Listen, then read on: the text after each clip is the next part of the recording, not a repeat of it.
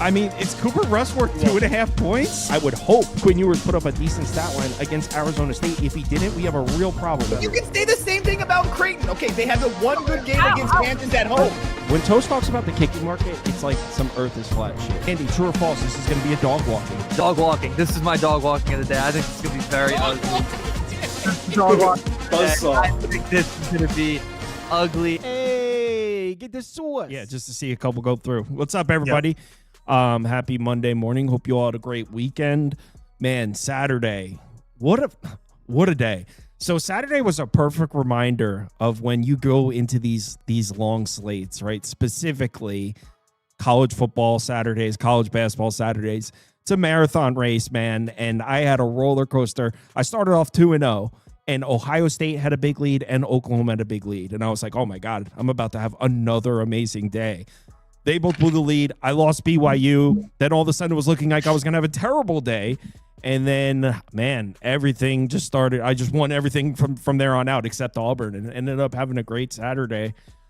This was a cool weekend for me. I only placed one bet today. It was a live bet on Illinois, which one. But shout out to the UFC guy as well. He killed it this weekend. A lot of good comments and attaboys in the Discord about him as well. So shout out to him. That was cool. Yeah, I think he only lost one on the entire video.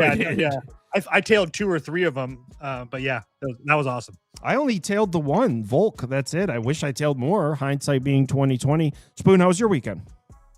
Pretty good weekend. Picked up a couple units both days. Both days started out absolutely terrible. Didn't look like I was going to win anything all day, and just the roller coaster ride that college basketball is.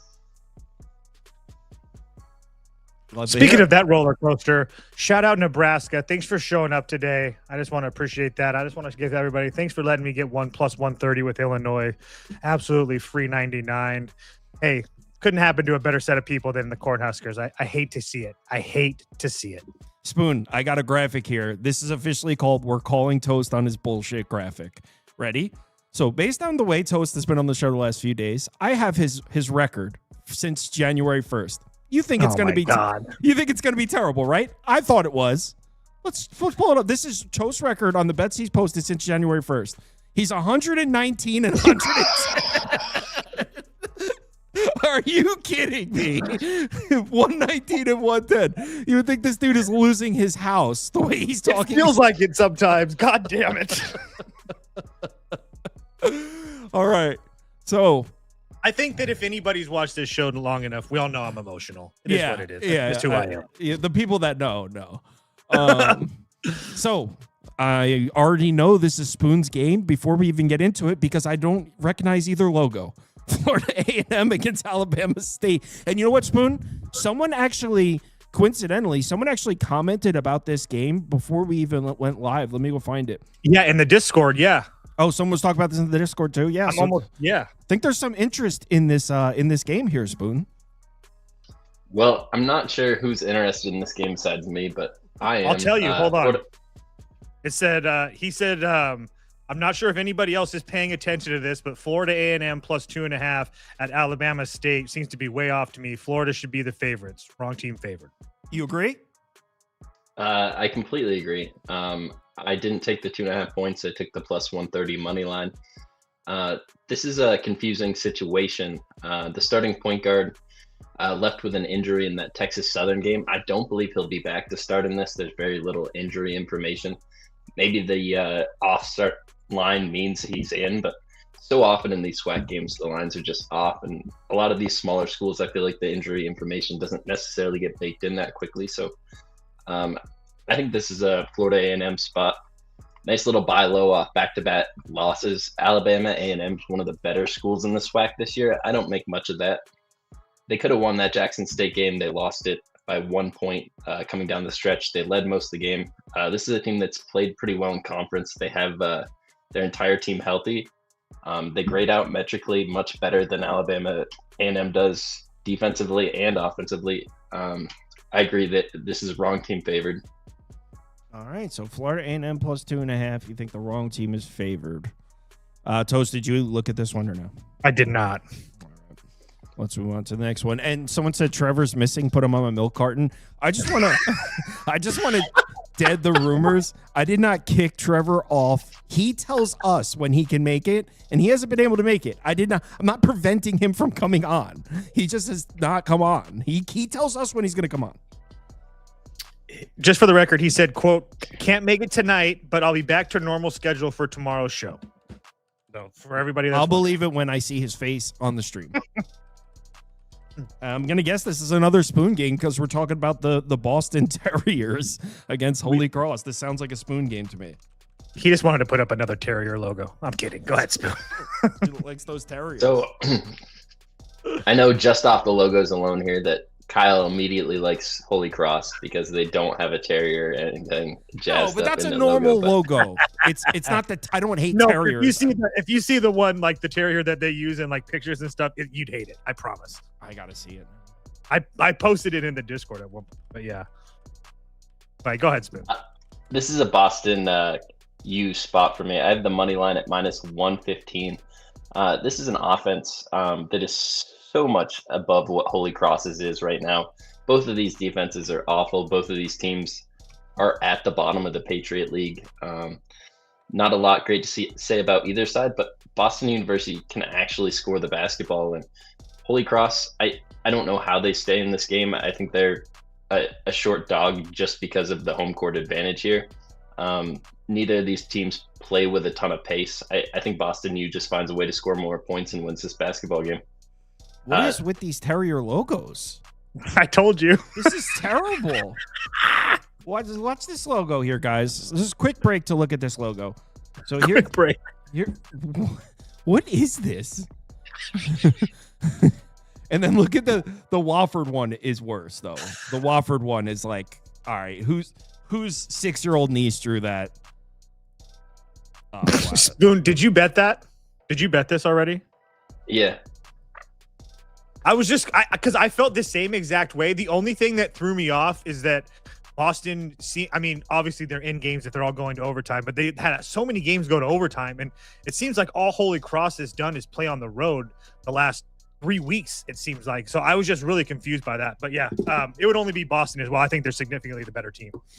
And all 4 of those overtime games, they puked leads away. It's not a comfortable spot to bet Boston. I think it's just a buy low. I think to lose 3 out of 4 overtime games when going to double overtime, I think that's kind of bad luck. Agreed. I agree 100%.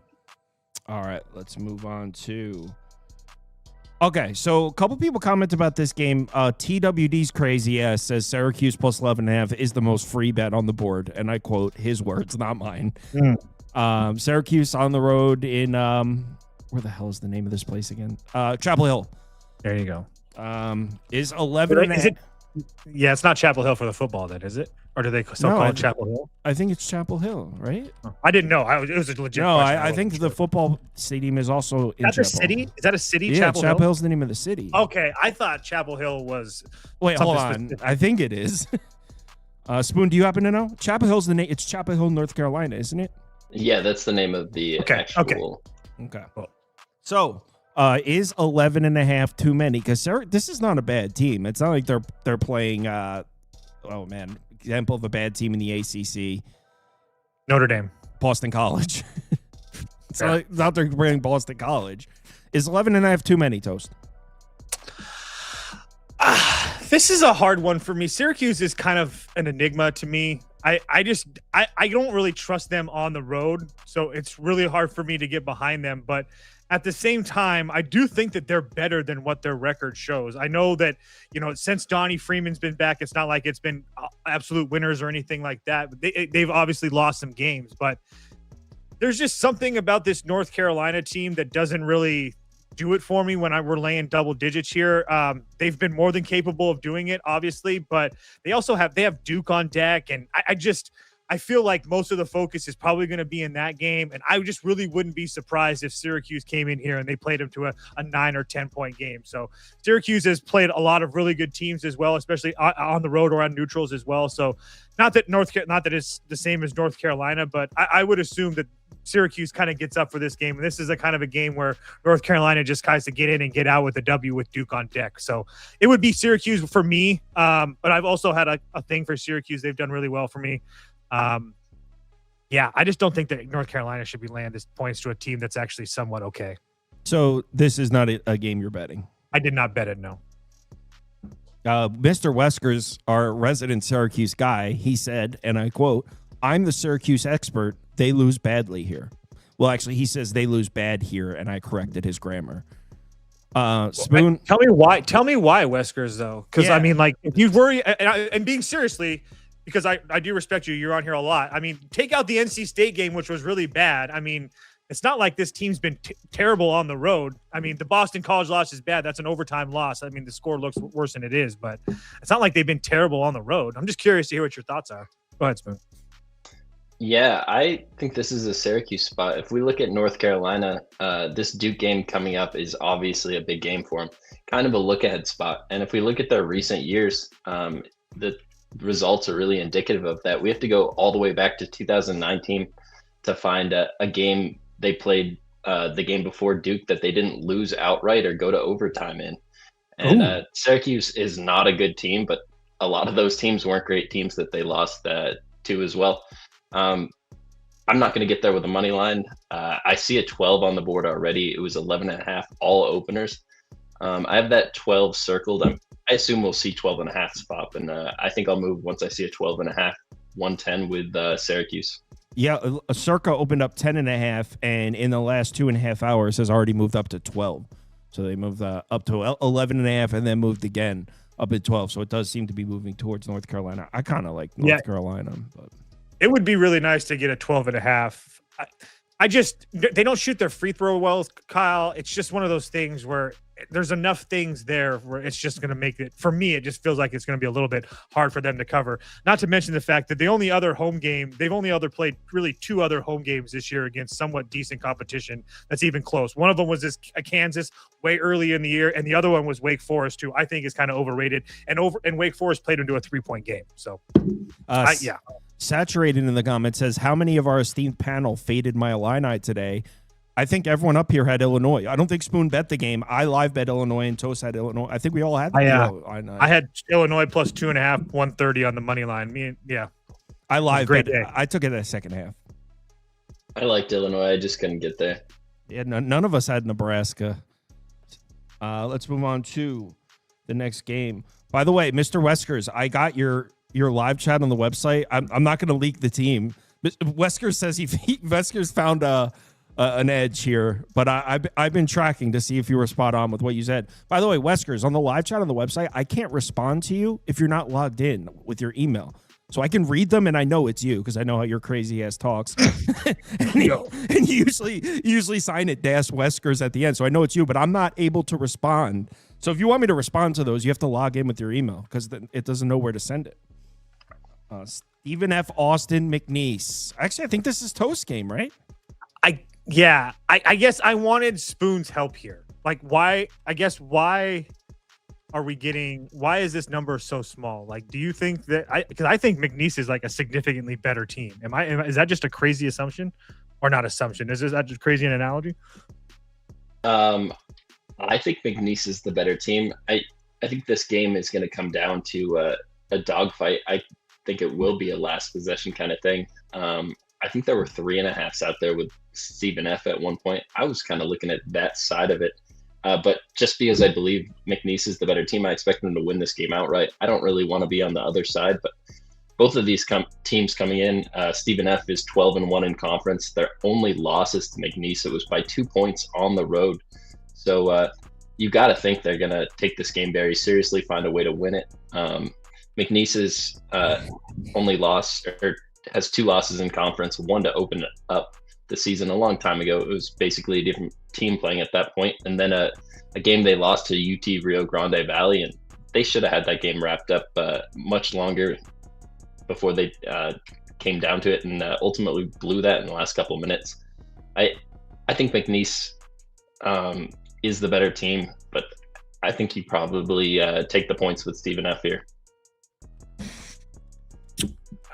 Yeah, I haven't bet it. I wanted Spoon's opinion on it. I just think that McNeese considering. Huh? What were you considering? McNeese minus 2.5. I know the UT Rio Grande Valley loss. doesn't look good, obviously, but Nick McNeese shot 5 for 26 from deep. UT Rio Grande Valley shot almost 50% from deep. It's just it is what it is. It's a bad night.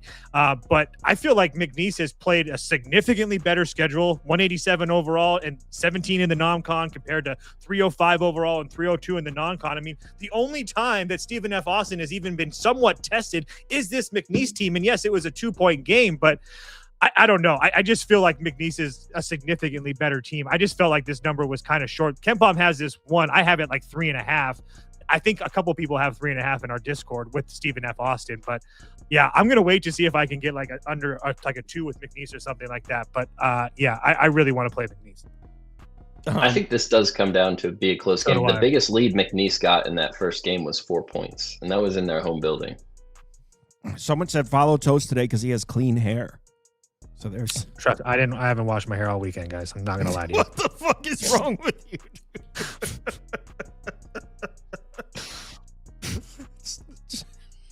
All right. Oh, I'm sorry. I watched it a Saturday morning. It's Sunday night. What am I supposed to do? Just what you're supposed to do? Bathe like an adult. I have 3 children to bathe. I have dogs to bathe and stuff. Some things you just put on the back burner. Oh no, I went to the gym this morning. I took a shower. Never mind. That's a lie. Wow. Good job. All right. Southern Jackson State.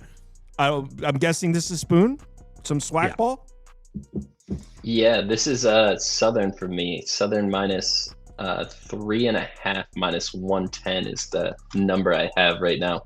I think this team is much better than Jackson State. Jackson State has one player on their roster, Ruffin, and he's one of the better guards in the conference, a short point guard. He'll do his best to keep his team in this throughout, but this number opened 5.5, came down to 4.5, a 3.5 popped. That was just too much for me. I don't see any injuries that are looming for Southern, maybe illness or something, but I think they can separate from Jackson State here. Jackson State's going to be towards the bottom in the conference. If we look at just projections, they're towards the middle of the bottom, and I think Southern is going to separate and come up towards the top. So Southern here for me, minus 3.5, minus 110. I thought that number was short. I think it comes back up and closes at the 5.5.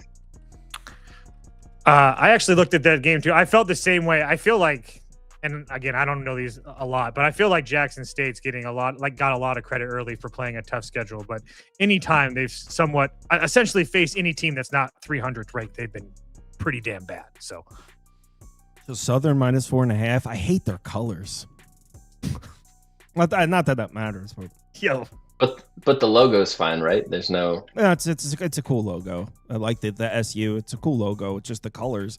Change that light blue to like a dark blue, or like an aqua blue, maybe.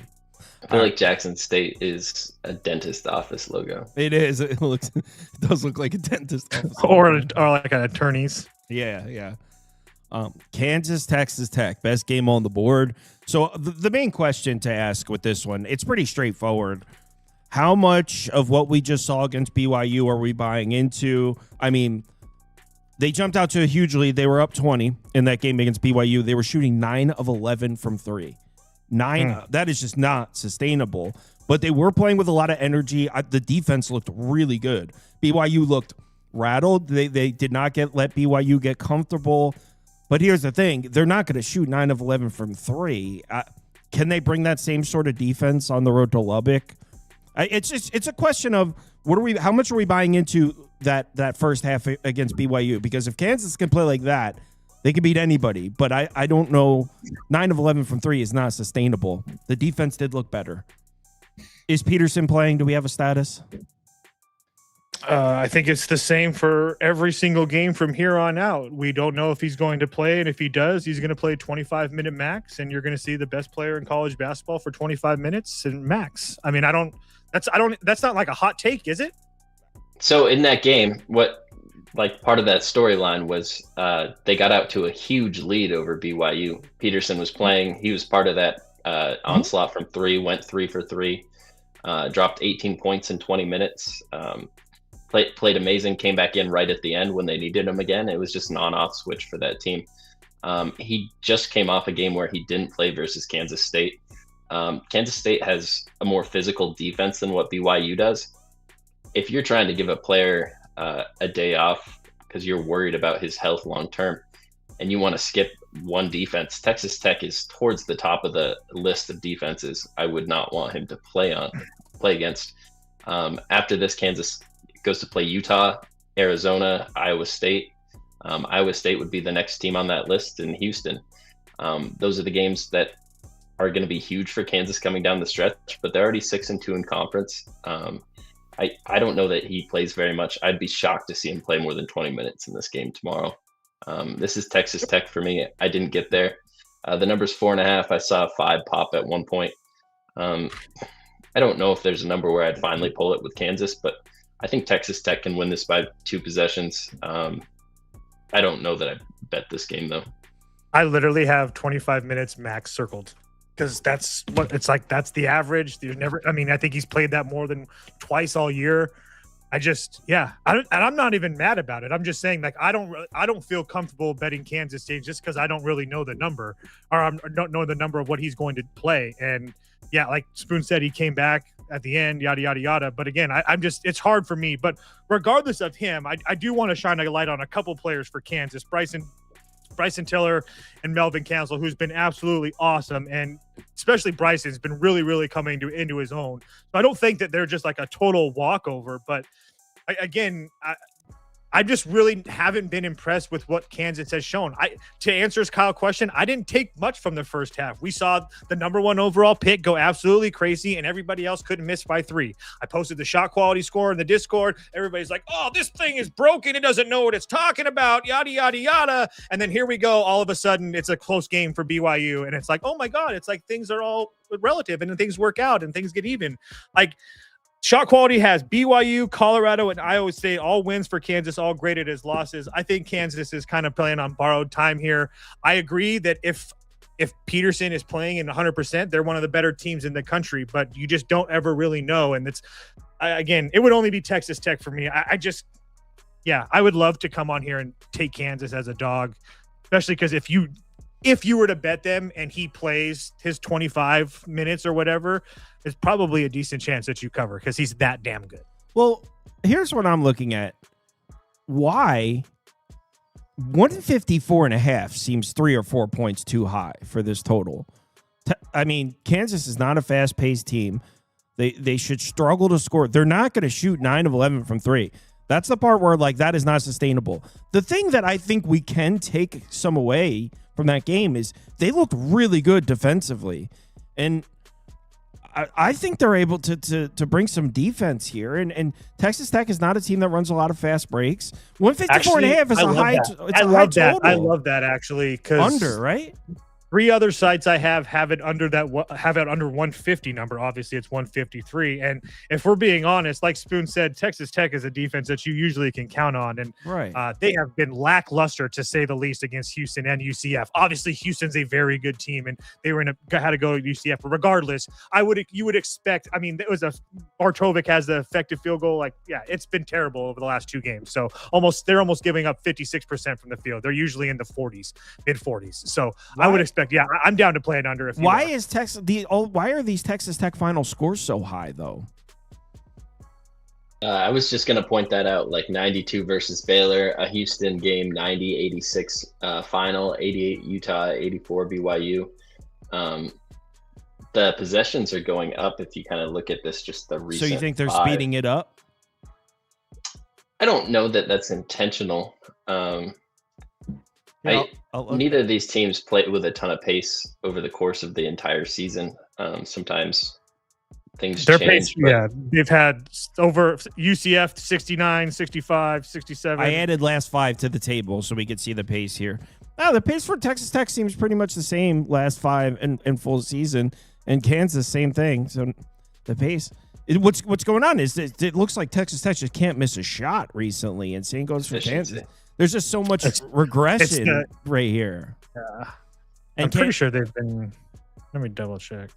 Yeah, they've been pretty good from 3 lately as well. I would expect some of that to drop off, actually. There's so much regression dripping for a low-scoring game here.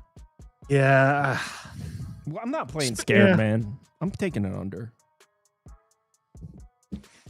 That's a good point, though, Spoon, now that I'm looking at it. I don't care. It's not going to be a pace thing that kills you. McCasland, I mean, going back to the North Texas days, one of the slowest teams in the country. The only reason they play at a medium pace is because that's what they're forced to do in the Big 12. I'm taking this under.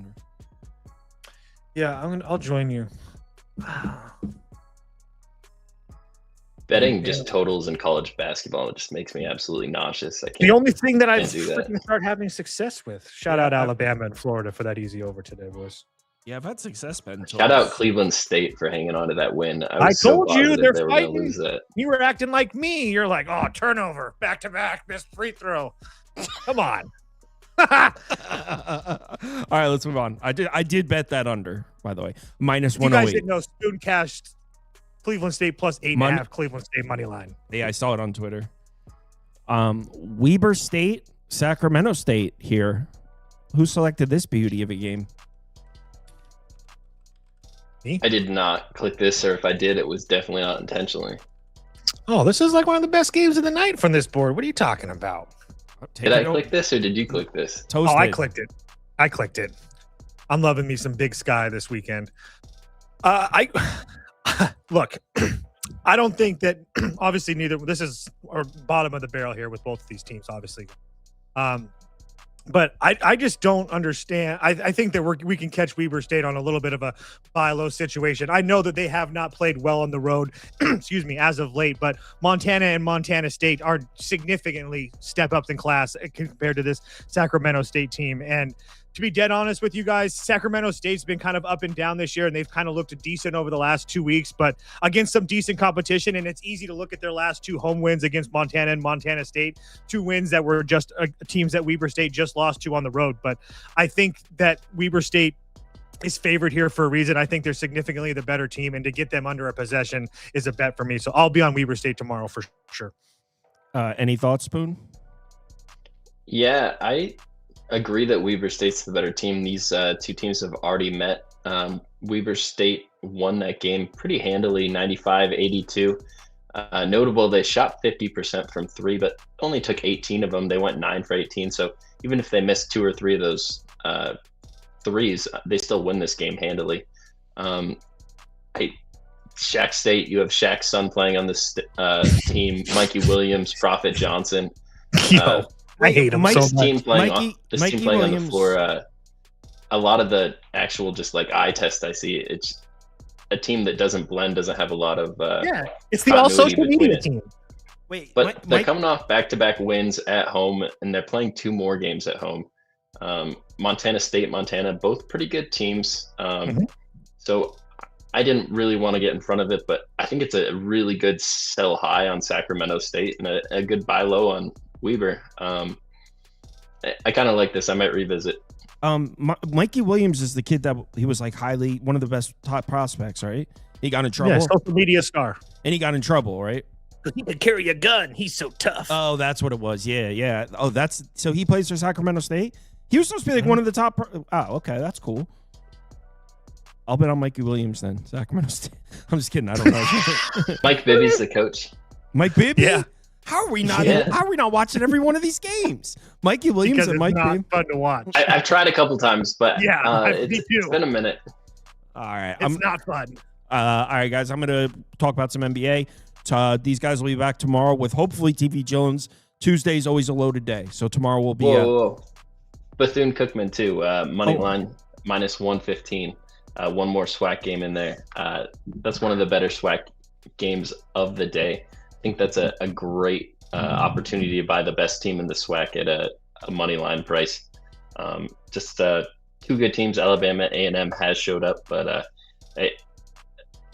Bethune has the best player on the floor. They probably have the 2 best players on the floor, and just to get them at a money line price, it's a complete overvalue of home court advantage there.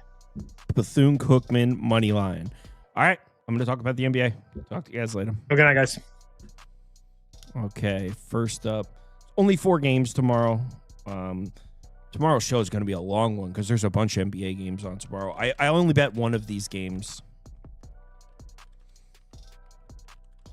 And it's not this first one. All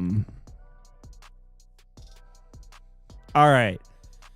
Pelicans Hornets. How about those Hornets, man? How are you not romantic about the Charlotte Hornets right now? All right, so the Pelicans are also in good shape. Obviously, the Hornets are kind of dominating the headlines, right? They're one of the hottest teams in the NBA, and they deserve all the hype. Pelicans are playing some good basketball themselves, and they're fully healthy. Herb Jones is now back, and since Herb Jones is back, this team is 3-2 straight up, 4-1 against the spread. Their only loss, the only game they didn't cover, was a back-to-back against the Sixers. They were on a back-to-back. The only other game they lost besides the Sixers was at Oklahoma City, and they covered that one. The Pelicans, without Herb Jones, are the worst defense in the NBA. You can see in the 5 games since Herb Jones has been back, 112 defensive rating is great. So no question, Herb Jones on the court. Pelicans are an entirely different team. They also have Jose Alvarado back as well. It's not just Herb Jones. Alvarado gives them some. I mean, he's not exactly a game-changing type player, but they love him out there. And so this Pelicans team, this is not a pushover team. This is a team that's healthy. They're winning basketball games. They're playing some defense. Now, is that enough for us to stand in front of this Hornets freight train, though? Man, this is legitimately one of the hottest teams in the NBA. That's not a hot take. They are. They've won 6 games in a row, 4-2 against the spread in that span. Just to give you an idea, if you haven't been following the NBA, how good this Hornets team has been. So in the month of January, that obviously just ended, the Hornets were first offensively. They were first in offensive efficiency and 5th in defensive efficiency. They were the best team in the NBA in the month of January. Top 5 on the offensive and defensive sides of the ball. They weren't just winning basketball games. They were winning convincingly. Check this out. In the month of January, they had 9 double-digit wins. Most teams don't even have 9 wins in January. They have 9 double-digit wins. So, yeah, this Hornets team is deserving of all the hype. I got to say, though, I don't know if there's one aspect of this Charlotte team, because we've seen enough where we have to start throwing Charlotte in the conversation in the Eastern Conference playoffs. I believe they're only a game and a half out of the 10 seed. So they're now right there. They're playing as well as anybody. We got to start throwing them in. And when you take a look at this Hornets team and talk about possibly how they fit into the play-in tournament or how they would fit into a playoff series, there's one aspect of the team that I'm not 100% sure if we can rely on at this moment, and that's their defense on the interior. Now, Diabate's played great. Kalkbrenner's played all right also, but do you really trust them in a playoff series or a high-stakes environment to protect the rim? And the reason I'm bringing that up in this game in particular is nobody attacks the basket as much as the Pelicans do. Do we really think Diabate and Kalkbrenner has played well? Do we think they could stop Zion? There's also a little bit of lore surrounding this game. So, first of all, the Pelicans already beat the Hornets back on November 4th. So these teams have played. The Pelicans won. Now, Zion didn't play in that game, and neither did Brandon Miller or LaMelo Ball. So kind of who gives a shit? Neither team had their best players playing. But check this out. Borrego, the interim head coach for the Pelicans, he was the coach for the Hornets. He's returning to Charlotte. He was the coach of the Hornets for 4.5, 5 years. So it's kind of a little bit of a former coach battles his former team type of thing. I believe it's his first time returning to Charlotte for the coach of the Pelicans. So a little bit of something there. The Pelicans, as hot as the Hornets are, you know what's been rock solid to bet on this year? The Pelicans when Herb Jones is on the floor. They're 17-10 against the spread when Herb Jones plays. Just blindly betting the Pelicans every time Herb Jones plays has been profitable. 17 again against the spread. So I'm going to say Pelicans are pass here. I'm not trying to step in front of the Hornets at all, but I do think Borrego against his old team, his return to Charlotte. I think Zion could have a lot of success against Diabate and Kalkbrenner. I think it's a close game that comes down to the end. So I'll take Pelicans +7, but I'm not stepping in front of the Hornets. This is not a bet I actually placed. All right, what do we got next? This is a bet I placed. What a disrespectful line. Are you kidding me? What are we doing here? This line is so off that it's making me think I missed something, which is not a great feeling. So maybe there's something I'm missing here. But 5.5 in Indiana, what are we doing with the Rockets? There's no Kevin Durant. Kevin Durant has been ruled out. Now, Eason's back. He was injured, came back, then got banged up and missed another game or two. Eason's going to play, which is big, but no Kevin Durant for Houston. Now, we don't have a huge sample size. They're actually 2-0 without him, so we don't have a huge sample size of what the Rockets look like without Kevin Durant. But obviously, we know not having Kevin Durant is a key missing piece here. This is not the Pacers that you think they are, guys. This Pacers team is healthy. Now, there's no Obi Toppin, no Tyrese Halliburton. But remember, when we started the season, the Pacers are missing Halliburton, Nesmith, Ben Shepherd, Obi Toppin, Isaiah Jackson got banged up for a little bit. Mathurin got banged up for a little bit. This entire team was injured. This is the healthiest they've been all year. They're in pretty good shape right now. Obviously, no Halliburton, no Toppin, but this Pacers team is not playing bad. They're 3-1 in their last 4 games, 3-1 against the spread. That includes an outright win over the Thunder. They're 7-5 in their last 12 games. The Pacers have been an above 500 team for almost a month now.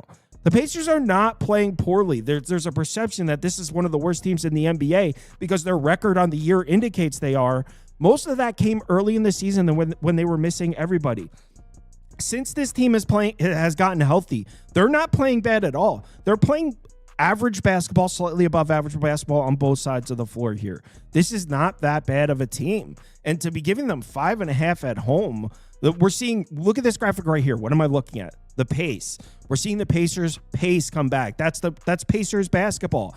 Fast-paced basketball. Earlier in the season when they were so injured, we saw the Pacers running a slow pace, setting up in the half court. That's not Indiana basketball. But they were so injured that they would just get blown out every single time they tried to turn the pace up. So with the fact that we're seeing the Pacers speed things up, huge sign. A very good sign for Indiana. We're starting to see them look like the Pacers again. And like I said, they're starting to win some games, 7-5 in their last 12. Houston against fast-paced teams, 6-4 straight up, just 2-8 against the spread in their last 10 against fast-paced teams. The offense, just a 110.1 offensive rating in those 10. Houston on the road, 5-11 in their last 16. Betting the Rockets on the road has not been profitable. And when it comes, all right, this part's going to sound a little bit nitpicky. I'm on the Pacers, as you haven't figured it out. So the Rockets are 7-3 in their last 10. And the perception is, okay, Houston's back, right? Rockets are playing well. Who are those 7 wins against, guys? They're 7-3 in their last 10. Remember, the Rockets were struggling there, and now they're 7-3 in their last 10. Everyone's like, oh, Rockets are back. Rockets are fine. Who are those 7 wins against? They beat Minnesota with no Anthony Edwards. They beat the Pelicans with no Herb Jones. They beat the Spurs with no Vassell. They were losing to everybody without Vassell. They beat the Pistons, which is a good win. They beat the Pistons. That's one good win of their 7-3 in their last 10. The Pistons shot like 20% from 3 in that game. They beat the Pistons. That was a good win. They beat the Hawks with no Jalen Johnson, no Okongwu, no Porzingis. I mean, who is this team really beaten? The way I look at it is this team looked bad, and they've played a lot of really injured teams, and it's tricking us into thinking this is a good basketball team here. Maybe you could say the Pacers are on the first leg of a back-to-back, but we're talking about a home game against the Utah Jazz. Who gives a shit? I don't care. Yeah, I think this should be 3.5 with no Durant. I think the Pacers are being disrespected here with this number. I'm on the Pacers plus 5.5, and I took the Pacers money line as well. I think this should be 3.5.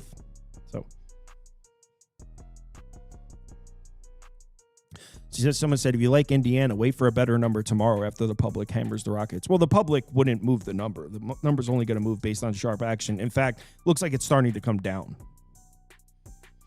Circa opened at a flat 5. Pinnacle has Pinnacle's sitting at still the same 5.5. I think it's more likely to come down than go up, personally. Minnesota, Memphis.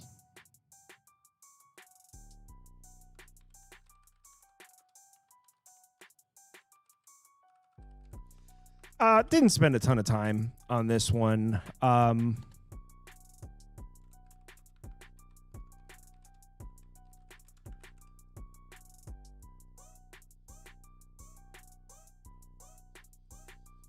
we've got some big question marks on both sides. On the Minnesota side, let's see if there's been any updates here. Still got Anthony Edwards, Julius Randle, both listed as questionable. On the Memphis side, though, I mean, there's no Ja Morant, there's no Zach Edey, there's no Santi Aldama, and Jaren Jackson Jr. is listed as questionable. So got question marks on both sides, and I think we're entering the territory of this might be turning into a season to forget for Memphis. They actually got off to a decent start there, but we're talking about 3-13 in their last 16 games. I believe they're now 4 or 5 back of the play-in tournament, and they're not showing any signs of turning this around. They're so injured. I still don't understand why this team fired Taylor Jenkins. I thought Taylor Jenkins was a good coach, not necessarily that I'm some kind of expert that has all the answers, but Taylor Jenkins did, in my opinion, a really good job with that team. I don't know why they fired him. This Memphis team is in a bit of a tailspin right now. So I guess it would only be Minnesota, but I don't have a lot of interest in this game.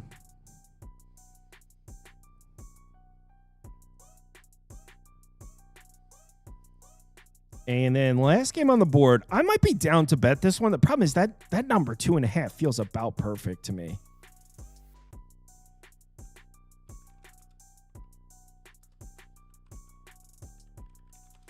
So we've got two missing pieces in this one on each side. And I guess the name of the game here is trying to figure out how we price these two teams missing those two guys. And the two guys I'm talking about, so as I'm sure you heard, Paul George is going to miss 25 games suspended for performance-enhancing drugs, I believe, or I think it just said substance abuse. Performance-enhancing drugs, I'm pretty sure it was. Didn't really look into it. 25 games is all I needed to see to do my job. So Paul George isn't going to play for the next 25 games. Now, the Sixers, I actually pulled it up. The Sixers without Paul George, we do see a drop-off here on both sides of the ball. The offensive rating drops from a 116.4 to a 113.3 in the 21 games that Paul George didn't play. Defensive rating drops as well. Not that the Sixers are all of a sudden a blind fade without him, but he certainly helps. And he's been playing really, really great defense on the perimeter this year. So this is a big loss for the Sixers. In my opinion, the way Embiid kind of seems to be coming around a little bit, so I don't think missing Paul George turns Philadelphia into a bad team or a blind fade or anything like that. But this is a key missing piece here.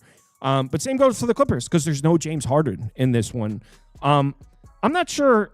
I think it was said personal reasons. I'm not really sure what's going on with Harden either. He's not going to play in this game. Good news, though, Bogdan Bogdanović is back. He hasn't played in, I want to say, like 6-7 weeks. I think Bogdanović is a little bit of an underrated player. Remember that playoff run that Trae Young went on with the Hawks? They beat the Knicks, and then they beat the Sixers, actually, and then they went, what the hell did they lose to in the Eastern Conference Finals that year? Was that the Celtics? I don't even remember who they lost to, and they went to the Eastern Conference Finals that year. Well, Bogdan Bogdanović was a great piece for them during that team. So I actually think he's a better player than – he's kind of like a forgotten rotation piece. I think getting him back will help. What do the Clippers look like without Harden? We really don't have any answers to that.